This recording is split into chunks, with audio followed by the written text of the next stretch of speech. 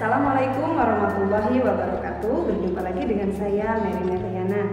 Pada pembahasan kemarin di KD 3.2 kita telah membahas tentang masalah ekonomi. Berlanjut dari KD 3.2 kita akan membahas tentang sistem ekonomi.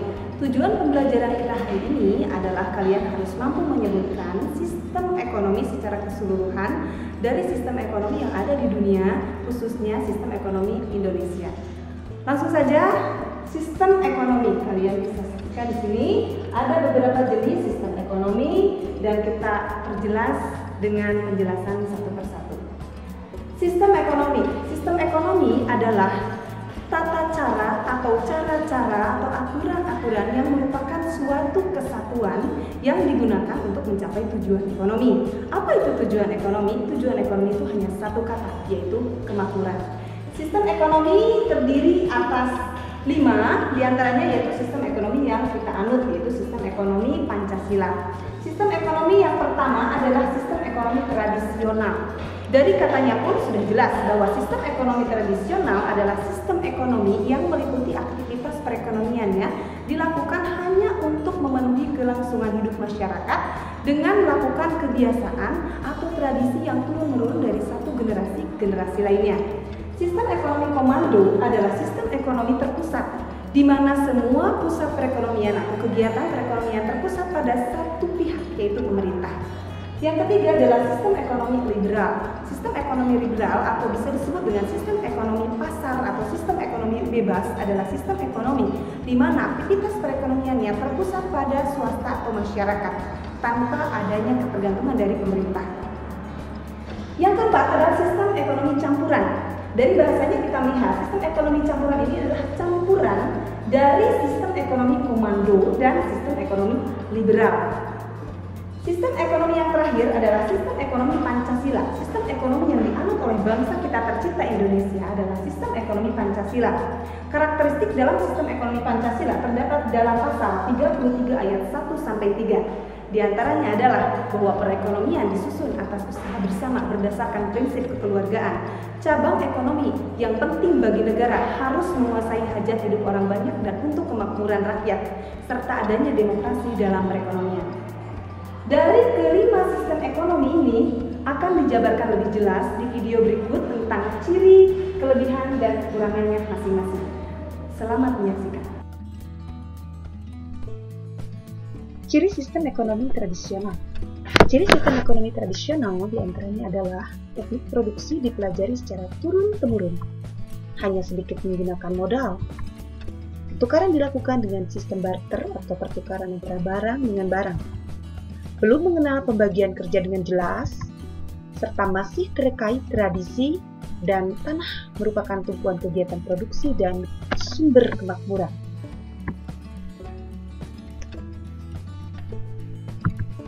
Kekurangan dan kelebihan sistem ekonomi tradisional diantaranya. Kelebihan sistem ekonomi tradisional terdiri atas tidak adanya persaingan yang tidak sehat di bidang ekonomi karena pada diri mereka terlekat rasa persaudaraan. Hidup mereka aman karena mereka merasa masih keluarga. Jarang terjadi krisis ekonomi karena semua sendi kehidupan ekonomi berjalan sesuai tradisi, mendorong hubungan kerjasama dan kerukunan sehingga terdapat keselarasan hidup. Barang yang dihasilkan untuk kelangsungan hidup masyarakat sehingga mengurangi pemborosan. Adat istiadat relatif terjaga, alam relatif terjaga, dan masyarakat cenderung menjaga kelestarian sekitarnya. Kekurangan dari sistem ekonomi tradisional adalah efisiensi dan efektivitas kurang karena bersifat tradisional. Tingkat kemakmuran rendah karena produktivitas sangat rendah. Kegiatan ekonomi dilakukan hanya untuk memenuhi kebutuhan dasar saja. Sukar menerima perkembangan teknologi karena terkait adat, lebih rentan karena tergantung alam, teknologi sederhana dan tradisional, serta masyarakat cenderung menolak perubahan sehingga masyarakat kurang berkembang.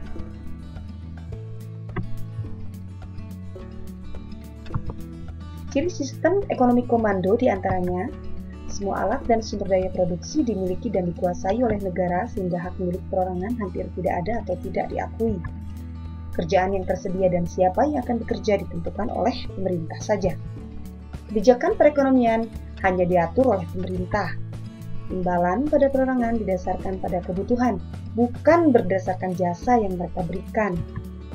Prinsip keadilan pada sistem ekonominya adalah setiap orang mendapatkan imbalan yang sama, serta persoalan pokok ekonomi sepenuhnya hanya direncanakan oleh pemerintah saja.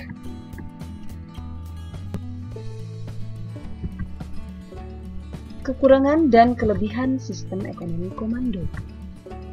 Kelebihan sistem ekonomi komando terdiri atas mudahnya pengawasan pemerintah dalam kegiatan perekonomian. Negara bertanggung jawab penuh terhadap kegiatan perekonomian. Terjadinya pemerataan pendapatan antar berbagai lapisan masyarakat, termasuk pemerintah lebih mudah untuk mengendalikan inflasi, pengangguran, atau berbagai keburukan ekonomi lainnya, serta relatif mudah melakukan distribusi pendapatan. Pemerintah menentukan kegiatan produksi sesuai dengan perencanaan sehingga pasar dalam negeri berjalan lancar. Akhirnya jarang terjadi krisis ekonomi yang direncanakan oleh pemerintah. Kekurangan sistem ekonomi komando adalah mematikan setiap inisiatif individu untuk maju. Sering terjadi monopoli yang merugikan masyarakat. Masyarakat tidak memiliki kebebasan dalam memiliki sumber daya, serta potensi, inisiatif, dan kreativitas dari setiap masyarakat tidak mampu berkembang. Ciri sistem ekonomi pasar atau liberal diantaranya faktor produksi dikuasai dan dikelola oleh individu, kegiatan produksi dilandasi semangat mencari keuntungan maksimal, munculnya persaingan antara setiap pemilik faktor produksi, peran pemerintah dalam perekonomian relatif sangat kecil. Kegiatan ekonomi diserahkan sepenuhnya kepada interaksi antara permintaan dan penawaran yang terjadi di pasar. Sumber produksi milik masyarakat, timbul persaingan masyarakat, dan kegiatan ekonomi selalu mempertimbangkan keadaan pasar.